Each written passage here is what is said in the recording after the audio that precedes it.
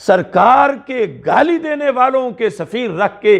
اس لیے کہ ہمیں رزق کہاں سے ملے گا اگر نکال دیں، تو یہ سوچ تو بڑی ناجائز سوچ ہے۔ اللہ نے اسے پہلے ہی کنڈیم کر دیا ہے اور قرآن مجید میں فرما دیا ہے کہ جب پلیدوں سے تم بائیکاٹ کرو گے تو کبھی روٹی کی فکر نہیں ہونی چاہیے، بلکہ اللہ تمہیں اتنی دے گا کہ تمہاری ضرورت سے بھی زائد ہو جائے گی۔ تو عمران خان کی اس ساری بات کی کوئی بیس ہی نہیں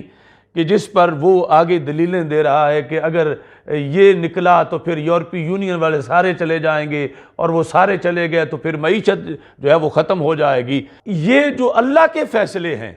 ان کے مقابلے میں ہم آگے سے قیاس لائیں اور اپنی منطق رکھیں، اور یہ کہ اصل میں بھوک کا مسئلہ ہے اور اس بنیاد پر ہم مجبور ہیں ہم سفیر نہ نکالیں۔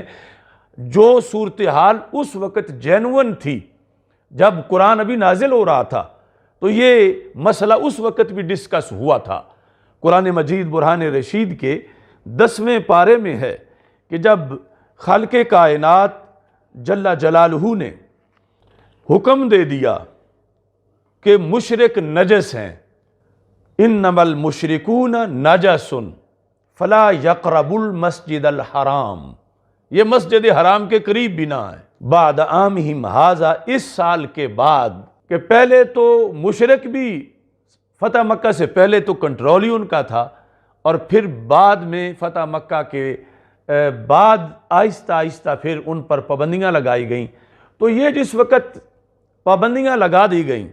کہ مشرکین جو ہیں وہ مسجد حرام کے قریب نہ آئیں، تو کچھ لوگوں کی طرف سے یہ بات آئی، مالدار تو یہ لوگ ہیں، ان سے تجارت بھی کرنی ہے اور ان کے پاس مال ہے، اگر یہ نہیں آئیں گے تو پھر مالی طور پر کتنا خسارہ ہوگا، رابطہ کٹ جائے گا معیشت کے لحاظ سے۔ یہ ساری چیزیں جس وقت کچھ ذہنوں میں آ رہی تھیں تو خالق کائنات جل جلالہ نے اس وقت یہ فرمایا۔ اور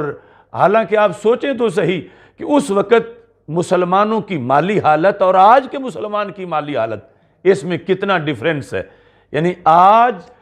کون مسلمان ہے کہ جس کے پاس صرف ایک دھوتی ہو، پورا سوٹ نہ ہو، اور وہ ایک دھوتی پاری 6 مہینے گزارا کرے، نہ قمیص اس کو ملے نہ اس کو چادر ملے؟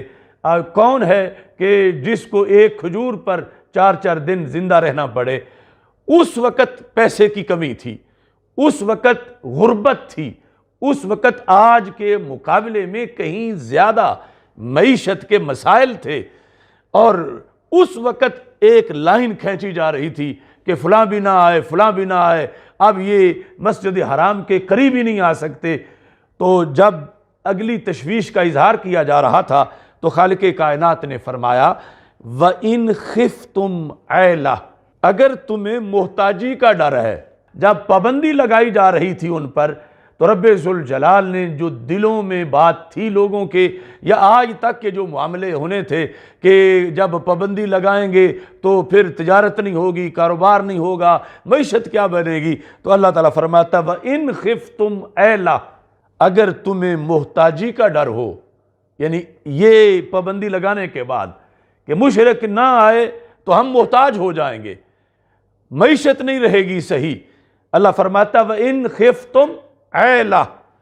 فَسَوْفَ يُغْنِيكُمُ اللَّهُ مِنْ فَضْلِهِ إِنْ شَاءَ۔ اللہ فرماتا ہے اگر تمہیں یہ جو مشرکین سے بائیکاٹ تم کر رہے ہو، اس کی وجہ سے تمہیں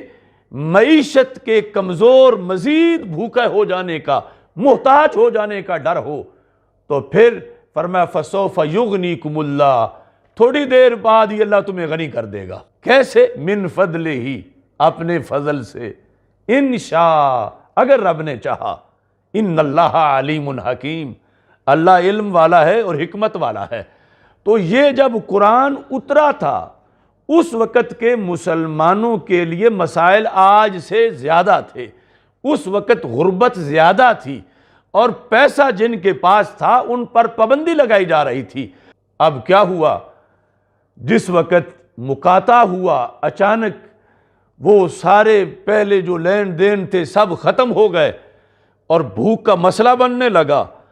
تو رب ذوالجلال نے اتنی بارشیں کی کہ ہر طرف جل تھل ہو گئی،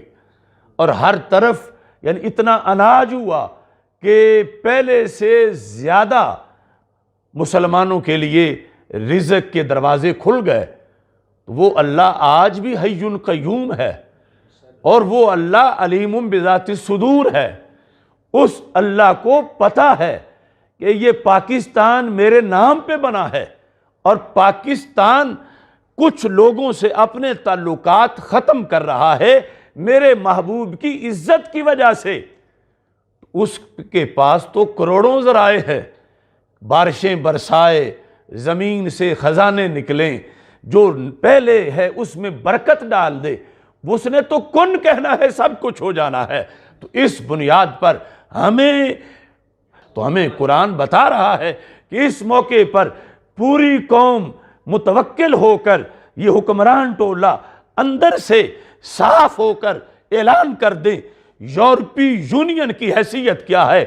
کروڑوں یورپی یونین جیسی چیزیں میرے محبوب کے قدموں پہ قربان کی جا سکتی ہیں، اور اگر یہ سلطنت قربان کر دیتی ہے تو اگلے دن ہی دیکھنا اللہ اپنے بندوں کے لیے رزق کے کتنے دروازے کھول دیتا ہے۔ اب